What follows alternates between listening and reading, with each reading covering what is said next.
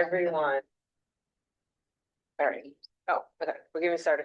Good afternoon, everyone who is here in person and online. If you are online and you can't hear us right now, just do that thumb raise, the virtual one, or just let us know. But thank you all for being here and welcome to the second meeting of the Philanthropy CEO Roundtable. We are happy to have you here. My name is Tova McCord. I am the Executive Director of NICEA. I am one of the two co-chairs here, Christy, with myself and Christy. I'll let you introduce. Sure. Yeah. Christy Uchida, the Brinson Foundation. Hello. All right. Thank you, Christy. And we thought we have a wonderful presentation that we want to jump right into. But before we do that, we thought it would be helpful to do some quick introductions. And so maybe we will start at the end down here to my right. Yeah, I'm just gonna pat the chair. And then we'll go on. I guess. Hi, thank you. Kim Van Horn with the Paul M. Angel Family Foundation. Nice to be here. Paul Schneeweiss with the Richard L. Duchess Foundation. Thanks for having us. Charlie Corrigan with Community Memorial Foundation. Again, Christy Uchida with the Brinson Foundation. Denaz Mansuri, Kaplan Family Foundation. Lynn Osmond, Driehaus Foundation. Hi, good afternoon. Julie Weiland. I am with the Pritzker Foundation, but I wanted to say that I am departing that position, and I will be starting with BMO Wealth Management as our new Director of Philanthropic Advisory, and leading the standing up of their new Philanthropy and Impact Center in mid-June. So I think that's all that I will not be far. I will not be far. So please still include me. I'm going to send out a mass email, but please include me on things. And I would love to come back and make sure I stay abreast of all the issue areas that we all care so deeply about. Yeah, I'll be based in Chicago at the BMO Tower. Yeah, I won't be far. Mary O'Donnell and with RRF Foundation for Aging. Excellent. And now can we go online? Can folks unmute themselves and just say hello? I don't know. I think we have about 4 folks online. Can you? Hi, Heather Alderman, Illinois Children's Healthcare Foundation. Sorry to not be in person, but I actually got COVID.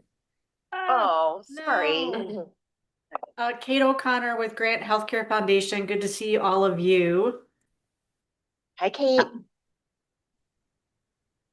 Hi, Serena Moy, below Zwujay Foundation. Hi, Serena.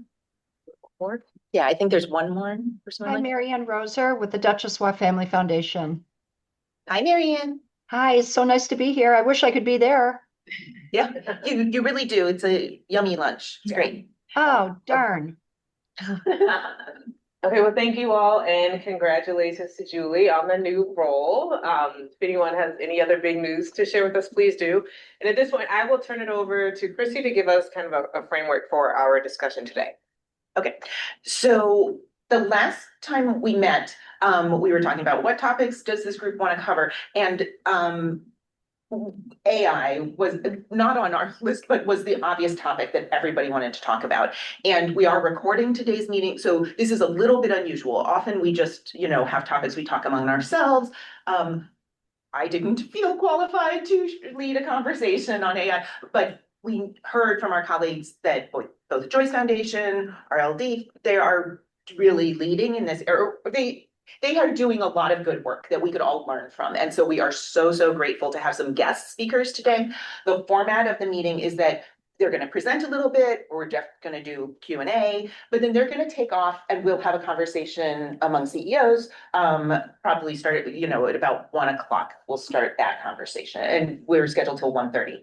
So again, thanks to folks. We are recording this because there's so much interest in this topic, including folks who couldn't be here today. We'll distribute the slides and the recording after. So let me introduce Kathleen Clark is with the Joyce Foundation, and she'll say more about the role and what she's doing there. And Rich Carter is with the Richard L. Duchess-Waugh Foundation, and again, he'll say more about his role. So Kathleen, please take it away. Sure. So good afternoon, everyone. Thanks for having us. As she said, I am the Chief Operating Officer, Joyce Foundation. Rich and I represent 2 foundations that have approached AI adoption and use different ways. We thought we'd tell you a little bit about our AI journey, the tensions, the challenges wrestled with, and some lessons learned. But we both wanted just to underscore first off that there's not currently like a best practice about how to adopt AI or, and so. Use the mic, I'm sorry. Oh, sure. You Yeah, just put it closer to you. This room has terrible acoustics, Okay. terrible. Is this better? Okay, perfect. So I'll just let me hit this point again because we really feel it's important. We want to underscore that currently there's no kind of best practice about how to adopt AI in your organization and roll it out. But we thought by sharing what we've done and some of the lessons that we've learned, it might be helpful as you consider kind of next steps or where you are in your AI journey. So Rich and I will each talk for about 10-15 minutes, and then we'll leave a lot of time for questions. And so I'm going to go ahead and jump in. Maybe not. Oh, you know, I think because it has the, okay, I think maybe we have to, I think we have to advance. Like, if you advance it once, then the clicker will work, I think. Is it working for you? Try the, is the clicker, Oh, now is the clicker going back and forth? Yes. Okay, there we go. Yes. So I think many of you know Julie Marita, our CEO. I thought I'd just kind of anchor us a little bit what we focus on to kind of help explain some of the challenges that we encountered. So we are headquartered here in Chicago, but we focus on the 6 states that flank the Great Lakes. We have 6 program areas, which we have here on the slide. And our focus is really on advancing racial equity and economic mobility in the Great Lakes area. I'll also share that we have 36 staff members. So as you're kind of thinking about what we did and what you're thinking about, I think that's just a helpful frame to understand our size. So for us, the fervor around AI really ramped up last year in 2025. In early 2025, we adopted an AI policy that was you're not allowed to use AI. Unless you had explicit permission. And we had one person that was granted permission and requested it. But everywhere you went, right? Every conference had a session on AI. Big AI companies were in the news constantly. You just couldn't, every week it was coming up, both about how it impacted the issue areas that we cared about, but also whether or not staff could use it internally, and strong feelings kind of on either side of that. I would say our the tensions that we face really fell into 4 buckets. The first one was around mission alignment. So given the work that we care about, especially around journalism, democracy, the environment, like, is it hypocritical for us to be using AI? The second and the third tension, really kind of 2 sides of the same coin. One of the things that we hire for is communication skills. We look for written communication, verbal communication skills. And so if we're enabled, letting people use AI to help them with those things, what does that say about our values around that? The other side of that coin is just job stability. Some of our admin team worried about, well, is this just an effort to like eventually replace us? Are you going to have AI doing your calendaring and all of the things that those amazing folks help us with? And then under the undercurrent of all of this though, was that we had several staff members who weren't entirely proficient in that tech stack we already had, right? Excel and PowerPoint. So now we're going to layer on an even more sophisticated tool. How are people going to fare with that? So those are kind of a snapshot of the conversations that we kept having throughout all of 2025. And so late in the fall, we decided to move forward with a pilot. And we have always framed it as a pilot. It's still a pilot right now to help staff gain basic AI skills. And that is, are we kind of internally focused? And the point of that was that, so then we could figure out as a foundation how to move forward, kind of given all the concerns I had raised previously. So we moved forward very much acknowledging that we had imperfect information. And that's very hard for, I think, organizations like ours, which like to be data-driven and research-focused. The research and the data just isn't out there around kind of AI's impact. But then once we decided that we were going to move forward with that frame, we didn't know how to move forward. So we put out a lot of feelers, tried to find consultants that could help us. We ended up, we were stretched pretty thin as well. remember all the things that were happening in the country and in our city during 2025. We also launched a strategic planning process in 2025. So we were trying to tackle this big, hairy issue while we were already stretched pretty thin. We ended up landing with a consultant, and you folks in this room might know, Chantel Forrester, and she's kind of helped us map out our path forward. So this is a snapshot of kind of the timeline that we have been marching along. So in late December, we launched an AI survey of staff. And the goal of that was really threefold. One is to kind of understand their familiarity with the tools already, understand what they might be using, even if they're supposed to be using it, and then what their concerns were. We made it anonymous and it went to our consultant so that, you know, and I did a little pitch about, I know you're not supposed to be using it, but I want you to really be transparent, just because we kind of wanted to understand the lay of the land.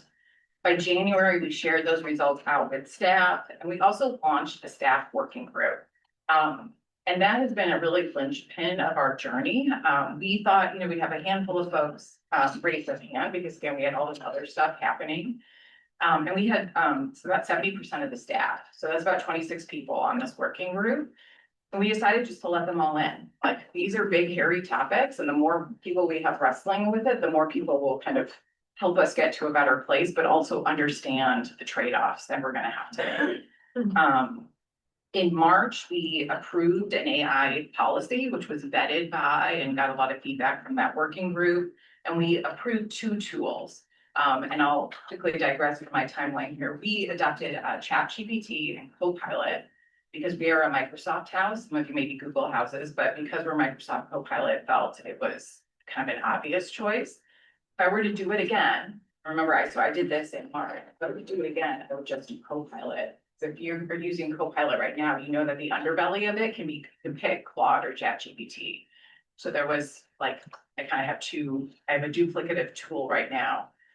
But that's how quickly all of this is developing. In April, we launched training modules for staff and office hours with that consultant. And the working group opined upon what kind of training modules they thought would be useful to them. We've added some more on based on feedback along the way. In May, so this last month, we finalized our framework for evaluating any future AI requests, like what are the things we're going to look at. And then coming up is a framework for approving bots and agents and other things that people might have created for themselves, but they want to share with their team or share across the organization. And then thinking about, once we've been really focused on productivity, like how do we help each other get more productive? Shifting that to kind of how can we use these tools to help us gain more insights and help with our grant making experience, streamlining the experience for grantees and for our program officers. So I'm going to shift a little bit to some kind of lessons learned along the way. And this is a little bit of a hodgepodge, but hopefully it's helpful. So as I mentioned earlier, we really started with this pilot mindset and really with a focus on, there's so many words on here. I'm sorry, this is like bad PowerPoint, but I'm just going to put it all up right now. That really helped the folks that were the most concerned about us venturing into AI, getting a little bit comfortable with venturing into AI, because it also, I think we framed it as well as this is an easy way to gain some exposure and be able to think even more critically about how it's impacting those mission areas that we care so much about. And 2 things that have really helped us is, one is that our CEO continued to share those 2 talking points, continue to say, this is a pilot. We're focused on basic AI literacy. This is why we think it will be helpful. She attends trainings. People see her at the office hours. So it also gave people permission. In the past, again, if you think about that communications point I was making, people thought, well, I'm cheating, right? I'm cheating if I use AI with page. So it gave people permission to feel comfortable experimenting with it. And the thing I didn't realize until we were a month into it is this ended up being more of a change management challenge than a tech rollout issue. So if you kind of had that frame of reference, it helps you think differently about how to expose and bring along the staff with you. Governance. So I will say to really think critically about how much governance is needed or appropriate for a pilot. I overdid it. I wanted every X to be, every I to be dotted and T to be crossed. And that ended up being unrealistic for, especially as you're thinking about an org-wide AI. So if you're thinking about Claude or Copilot, you have no room to navigate with them, right? You have, so like, if they don't meet something that you care about, are you not going to use them? Like, so being kind of realistic about what you're really checking for. And instead, what I would focus is on how you want people to engage with it. So we have our policy starts with our principles. It talks about things you can and cannot use AI for. So certain kind of private information cannot go in there. Grantee information cannot go in there. It has to have human in the loop. It has to, you have to acknowledge when we're using AI, things like that. So those were the guardrails that ended up being more important than how we were evaluating particular software tools. And some of the trade-offs, right? I was moving too slow, you're going to end up having a lot of risk, exposure. If you're too rigid, which is what I was doing at first, right? Your AI adoption is going to slow it down because you're going to end up either slowing it down because you're trying to do all this due diligence and people are waiting for you. But there are cost barriers to enterprise level tools to think about. And we did not, in fact, we are not permitting, other than Copilot, any integration into our existing systems. We just feel like we don't have the expertise to do that well right now. So we're doing standalone pilots. And that may not be true for all of the organizations, but that is a decision point. And for us, that's too risky to have it to tie to some of our existing software, given the staff that we have right now. One thing that was kind of a delight to find out is that we really over-indexed on our program staff. I assumed the program staff were going to be the first adopters. They were going to be really like in it, and like, but that ended up not being true. It was our admin roles. It was those roles that were the most worried that AI was going to replace them, that ended up using them as a coach. So staff that were struggling to like run analysis in Excel, they were really great at creating a prompt to tell Excel what they needed it to do, and then coming back with this like great spreadsheet. Same with PowerPoint, right? They struggled with PowerPoint, but they could crack talking points. And then with a lot of coaching, they could get it into PowerPoint and create decks that they could share at staff meetings. And I think that was a really pleasant discovery for kind of everyone involved. So I would just say, thinking about your entire staff, you may be surprised by who picks it up and who ends up being the most fluent at it.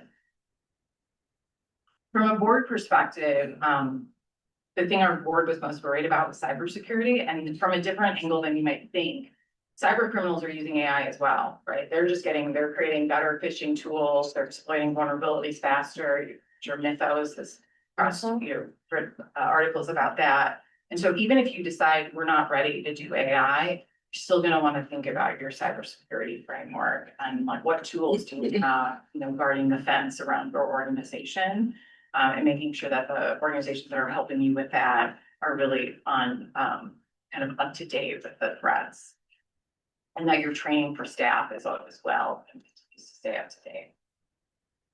I know this isn't true for everybody, but we really found that having an external partnership, having a consultant, even light touch, has been really helpful. It helped us kind of outline a path before we dove in and kind of think about what worked well for us in an organizational culture.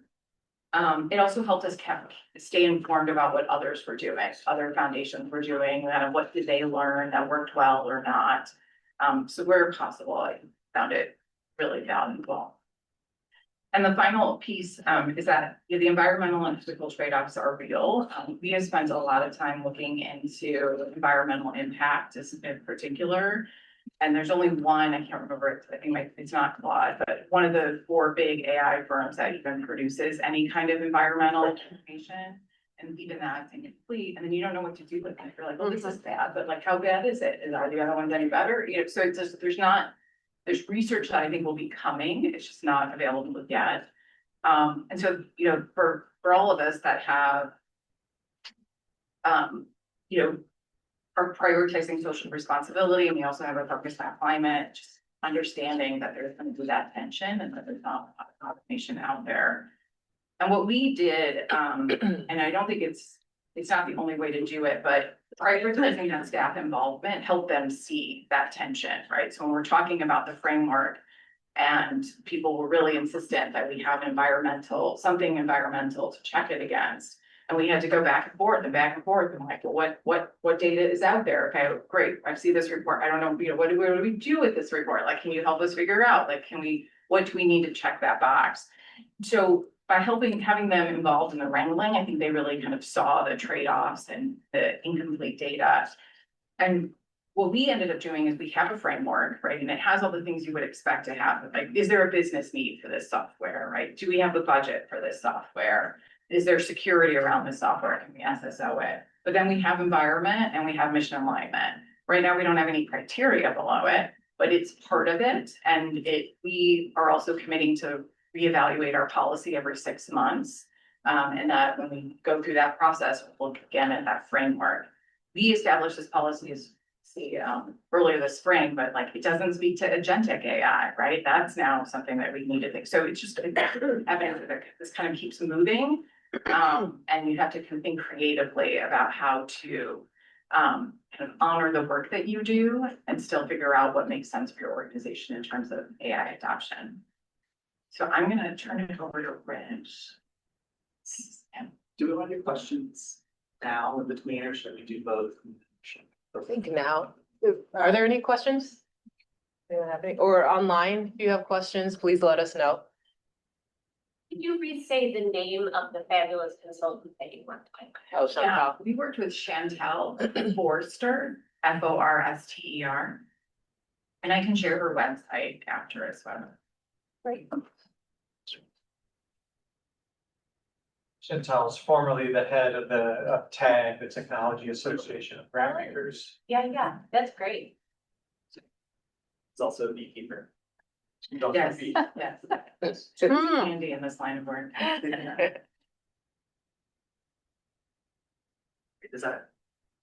I sound good with the mic? Everyone hear me? Get it closer. A little closer. Okay, great. So, as Catherine was saying as well, thank you for having me today. It's nice to be in this room and be able to talk about this with you all. So my name is Rich Carter. I'm the Director of Data Strategy at the Richard L. Duchossois Foundation, working with Paul. I think many of you know Paul pretty well, and so I don't want to spend too much time on what RLD funds, but just really quickly, we have 3 main program areas, which are strong families, veterans, and entrepreneurs. There's kind of an economic mobility thread throughout that, and kind of addressing the barriers of economic mobility, such as housing, childcare, career pathways, things like that. Then we also have a pretty strong focus on data across those program areas, like undergirding our work in them. And what that looks like really is both a internal data research and insights practice where we are trying to provide insights that are relevant to our program directors as they develop their strategies. It also looks like a data grant making arm where we're able to make investments in the data ecosystem in each of those 3 program areas, kind of supporting the work that we're doing in the substantive areas. Today I'm going to focus more on the internal piece, kind of our research and insights practice, rather than the funding piece, although we are thinking about some AI funded initiatives as well, but I think that's probably a topic for another time. So I'm really going to kind of focus on a core use case, which is making qualitative data more usable for us. I think this is probably a challenge that a lot of us here have, and I hope that it resonates. That foundations are collecting a ton of narrative, kind of unstructured information in the form of grant applications, grant reports, site visit notes, notes from conversations with potential grantees and stakeholders. And often we store that information in Word documents. We maybe upload it to our grants management system, but often it kind of lives on in individual staff members' heads or in their laptops. And AI really presents an opportunity for us to do things with that information that previously we weren't able to. So namely, kind of structuring it out, collecting it also through transcriptions and things like that, and also retrieving it in a way that can be helpful for our strategic learning in the foundation. And so before I go deeper into the use case, I just want to kind of step back a little bit and cover some similar ground to Kathleen, just in terms of some of the policies and guardrails that we have around AI. And I think Kathleen's probably further along on this than we are. We're a new organization. We've existed for about 2 years. I've been here for a little over a year. So we're still developing kind of a robust governance framework for the use of AI. But we do have a couple guardrails that we really want to keep our usage within. I would say our general posture towards AI is one of experimentation and exploration with these guardrails. But the guardrails are kind of non-negotiables. And so the first is that we can only use RLD provided tools. This is so that we have comfort with the data privacy policies of the tools that we're using. And we know that if we don't provide a tool for staff to use where we have some degree of trust, we can't fully trust these companies, I don't think, but if we don't provide one that we are somewhat comfortable with, staff will go get their own and use their own kind of shadow IT type of tools. The second is that we don't ever want to use AI for subjective judgment or evaluation. So we don't ever want to use it to score proposals, to kind of rate grantee impact, to make strategic decisions for us. The role that we see for AI is really to help us structure data and provide more relevant, targeted, manageable data for the human analysis and reflection that our program staff ultimately will do. So I think a thread throughout a lot of the use cases that I'll talk about are really taking this kind of unstructured narrative text, it's pulling out things from it and building these more structured data sets that can be used to kind of roll up synthesis across different parts of the portfolio to reflect on our strategy, to reflect on our impact, things like that.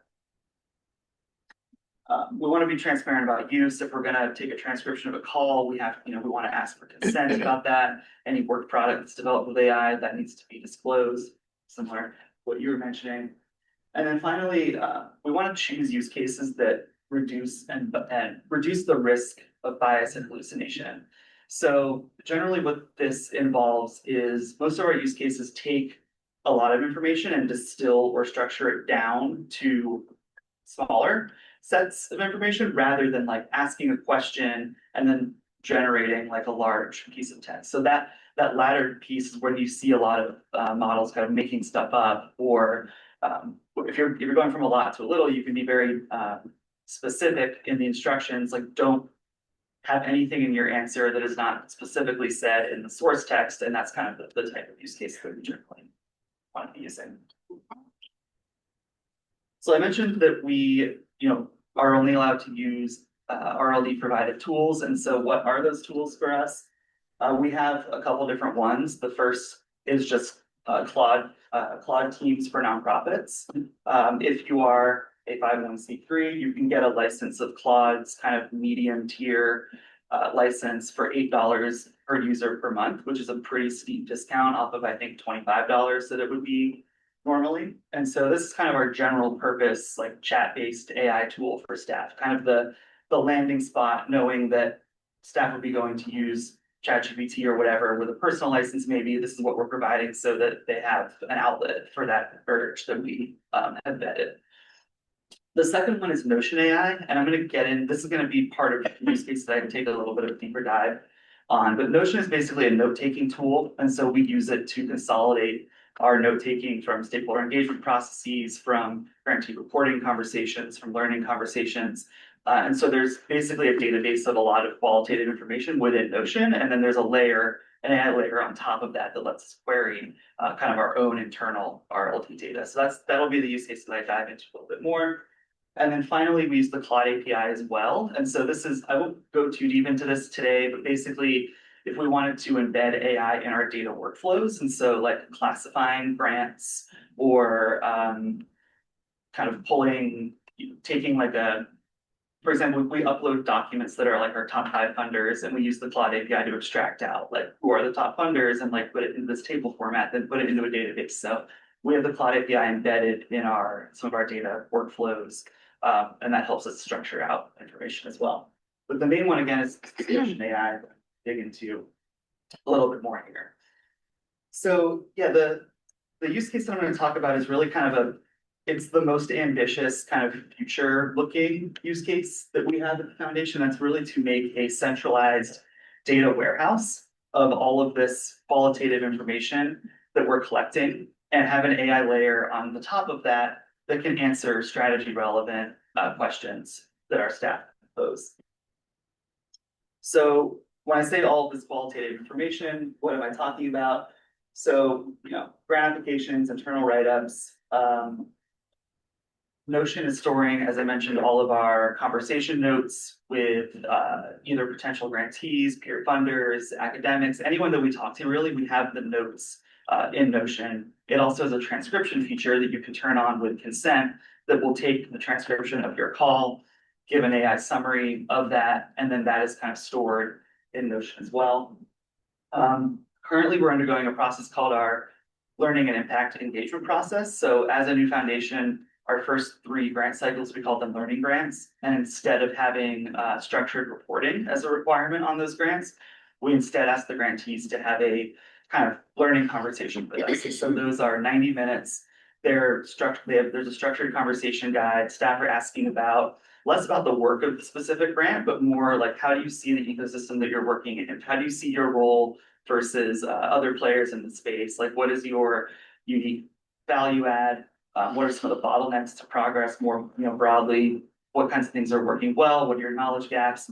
And so we're getting all of that kind of information transcribed and kind of turned into a database as well through this tool. We also have in Notion a curated research repository. And so we have a researcher on staff who, whenever someone like sends on Teams, like, hey, check out this report that just came out on whatever, she'll add that to Notion, tag it to the program area that it relates to, and Notion can extract the text from those reports, and then we have the text from those research papers as well.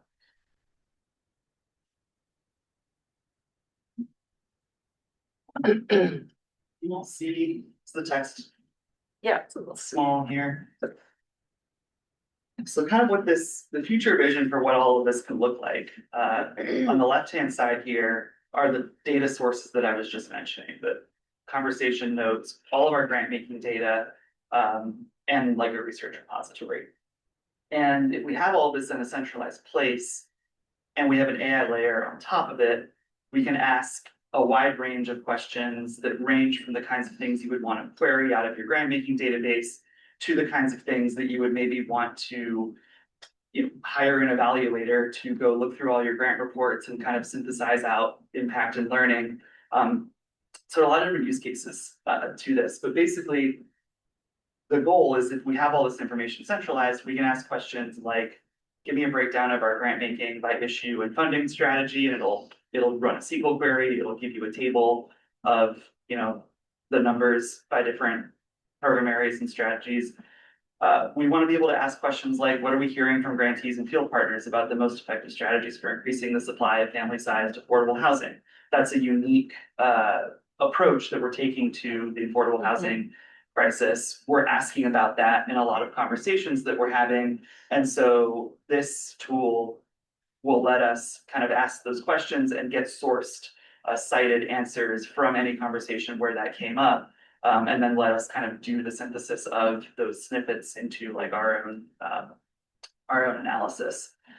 And then kind of on the impact storytelling side, assuming that we kind of adopt a similar model for grantee reporting that we're using for these learning conversations at the moment, we could have the AI model pull out all of the key achievements mentioned by grantees, map them to the components of our theory of change, and really kind of use that for strategic reflection, and also kind of upward to our board impact storytelling that is, extracting piece snippets directly from what grantees had said and giving them to us in a way that's kind of organized by what our strategic plan looks like, essentially.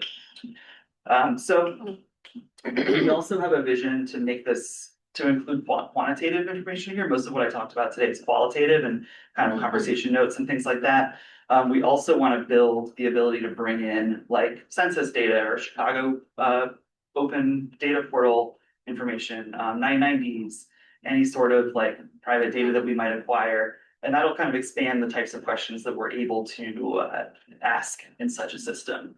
So that's kind of a future state goal for this. And I think also would kind of involve a lot more building than what we currently have built. So like the top part here, we do have some working prototypes of that. They're based in Notion.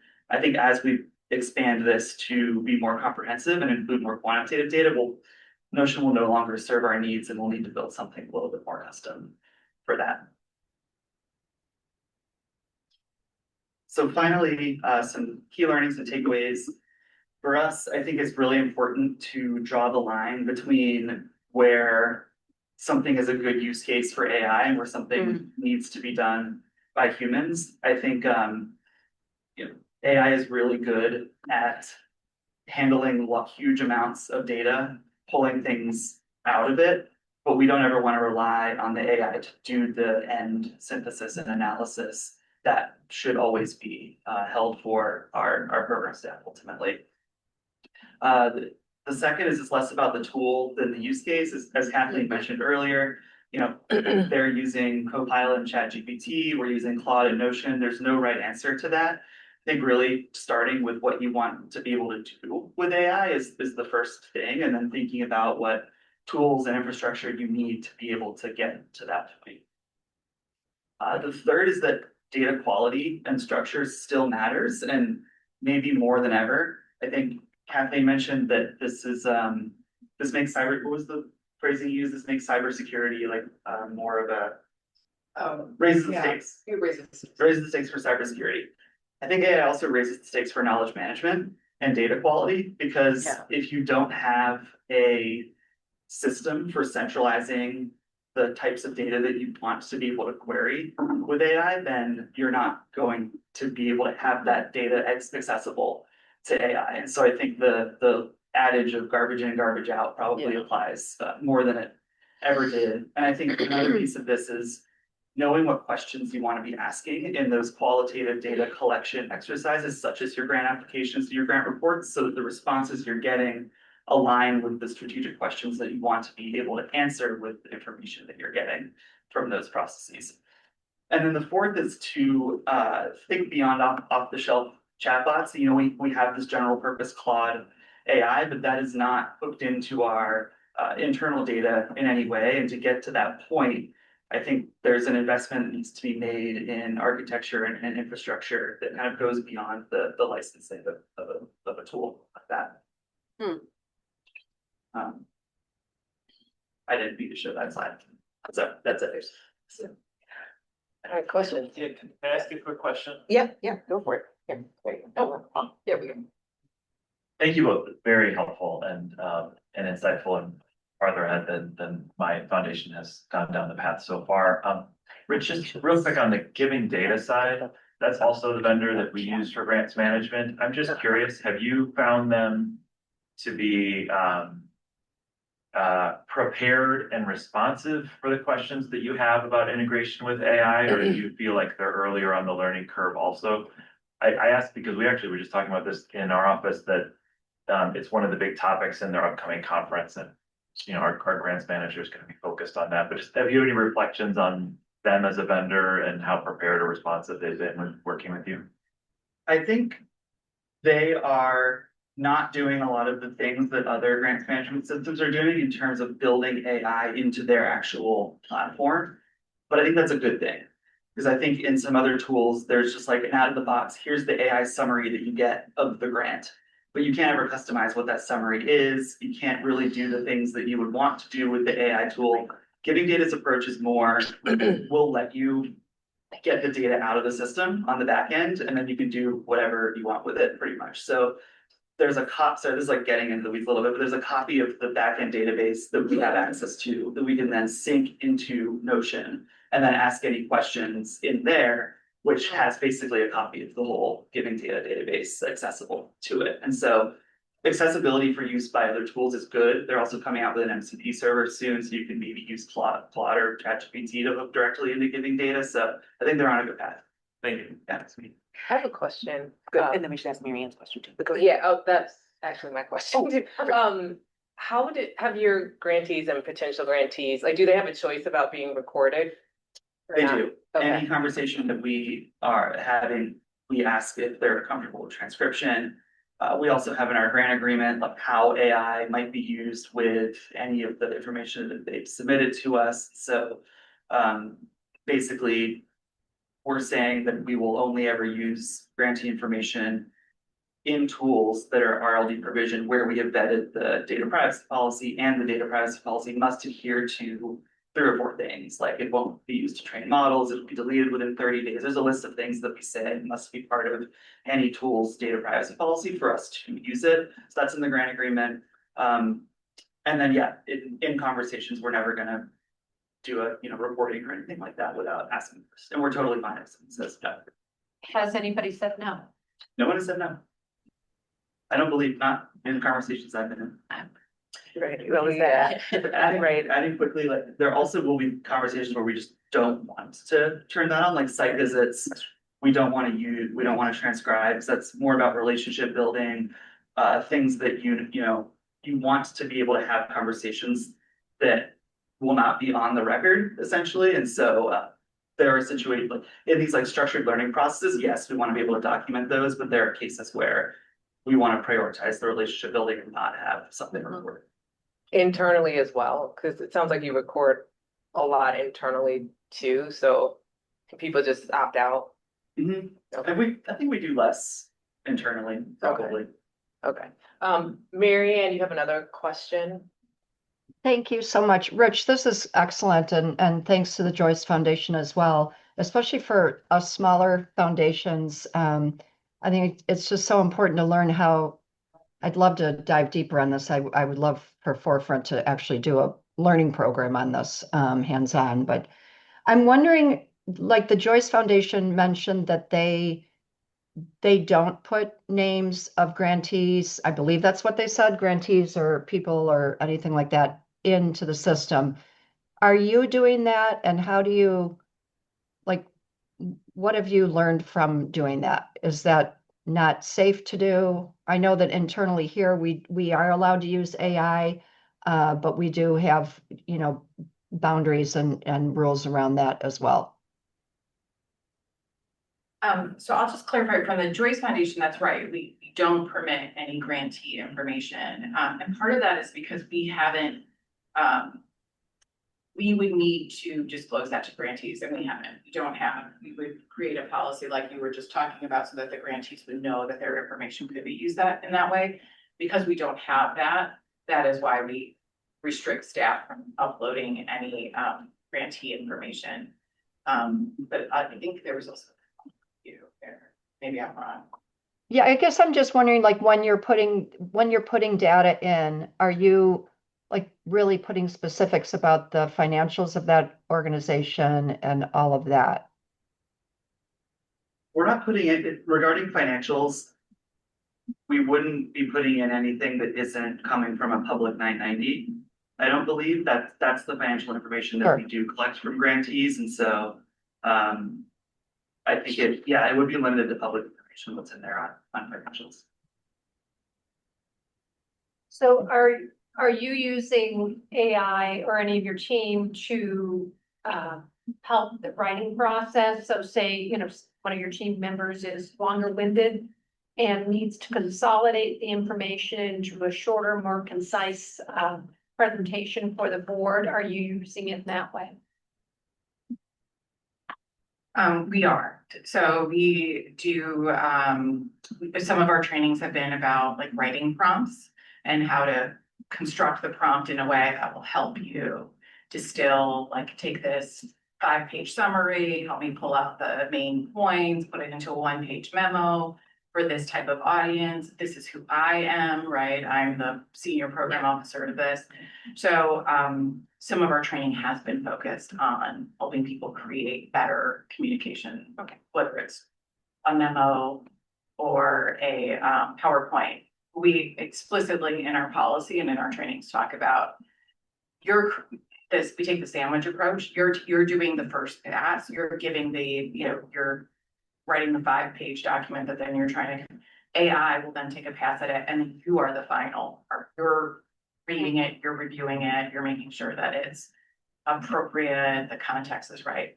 But what I will say has been kind of interesting is that And people have found it to be helpful, but not perfect. They're still spending an hour taking that AI draft and like editing it and stuff. And I think that's been almost reassuring to people. I'm like, oh, right, it's missing the nuance. It can't get the context right or whatever.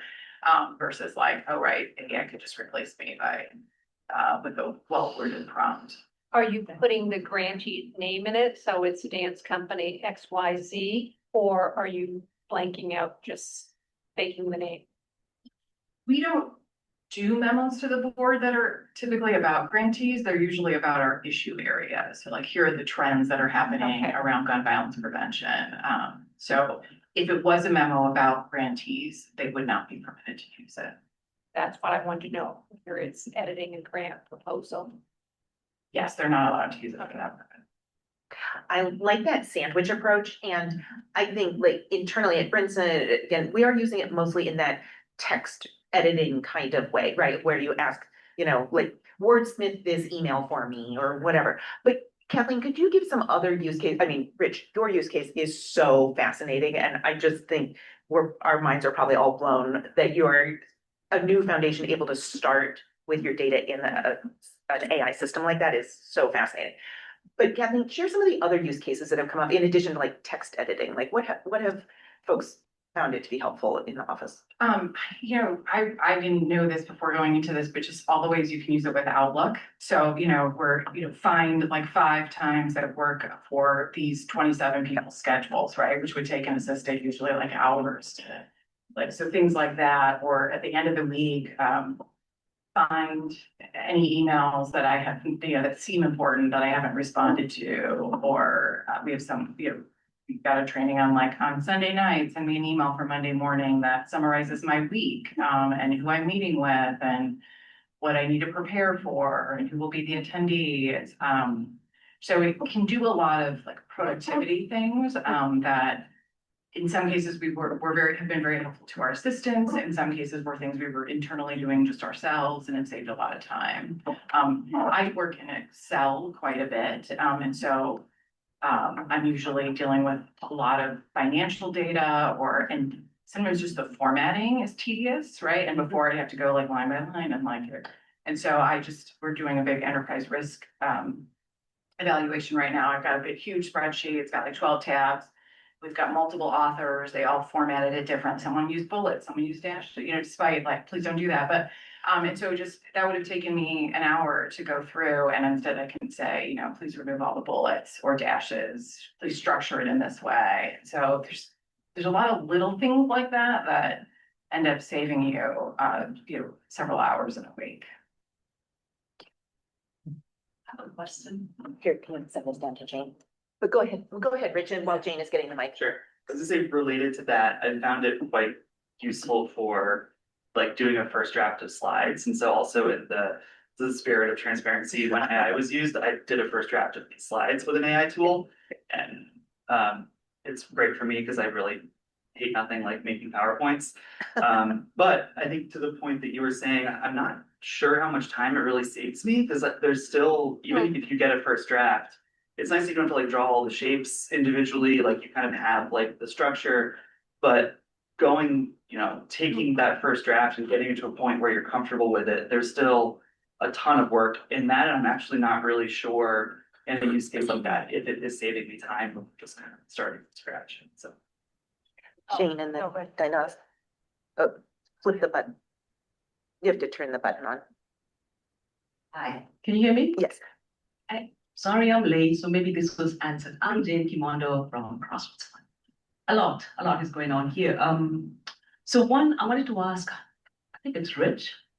So the notion, is it internal or does it feed that information to the larger ethos of the world? Or is it very, very internal specific to your foundation?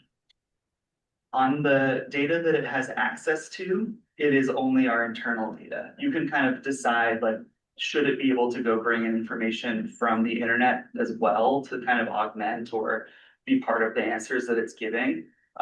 Generally, we turn that off so that we know that the answers that we're getting are only from the source information that we want to be drawing answers from. But I think your main question is whether or not we're submitting any of that data out to any of the big tech companies? And the answer to that is yes. Similar to, using Claude or ChatGPT or Copilot, which has those models kind of embedded under it. The Notion AI also is using either OpenAI or Claude under the hood. You have the option of choosing which one.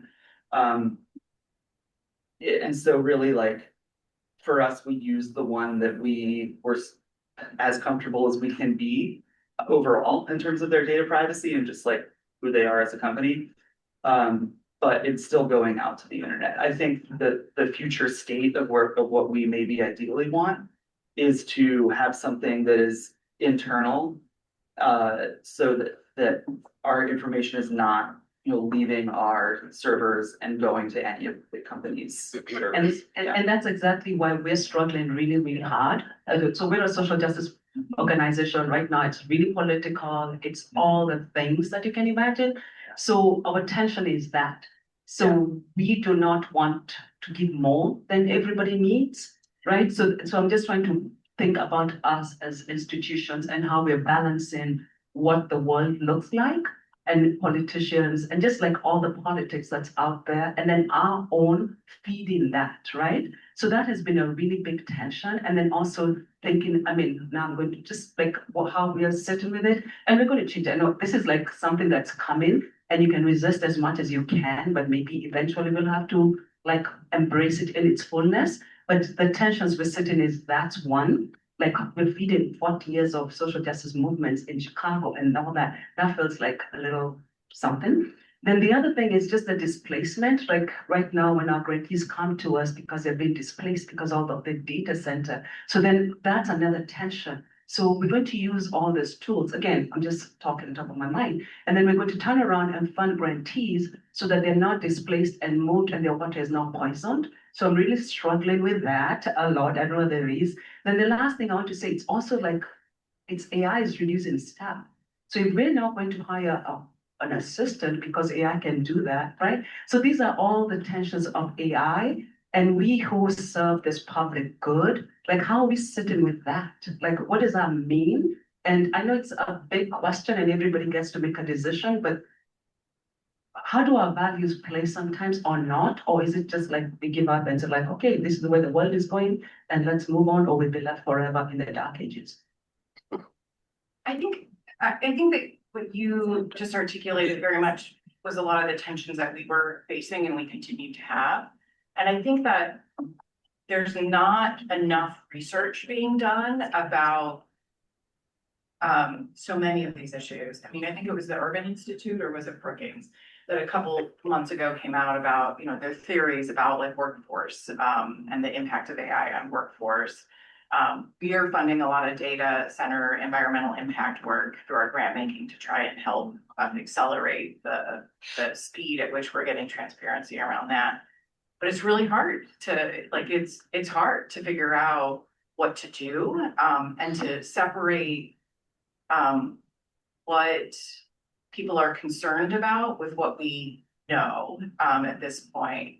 And so I think you just articulated very clearly like the conversations we continue to have and our efforts to try to find information upon which to like actually, feel like we can ground ourselves and how we want to move forward.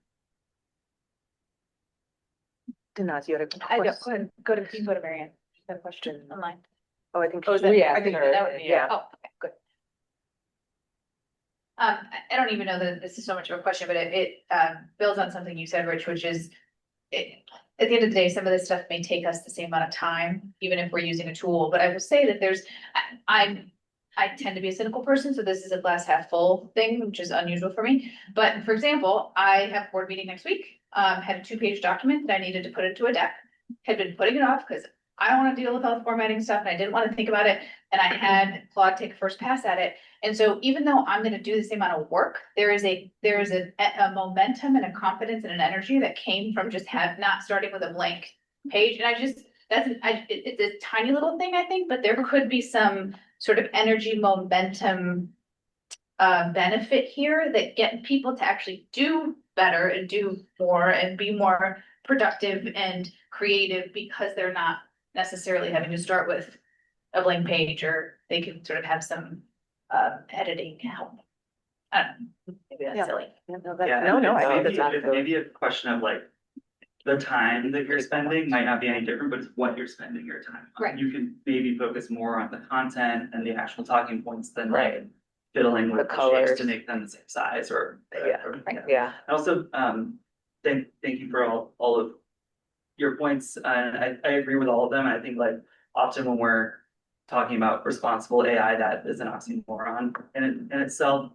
And I think, I'm not sure that there is a good answer necessarily, but I did want to highlight one company or one kind of startup. It's called Change Agent AI, and they are trying to take a more responsible approach to this within the sort of skeptical limits that you have for that, but they don't submit any data outside of an internal model. So that's all kept internally. You're not bringing the big AI companies into the equation in any way.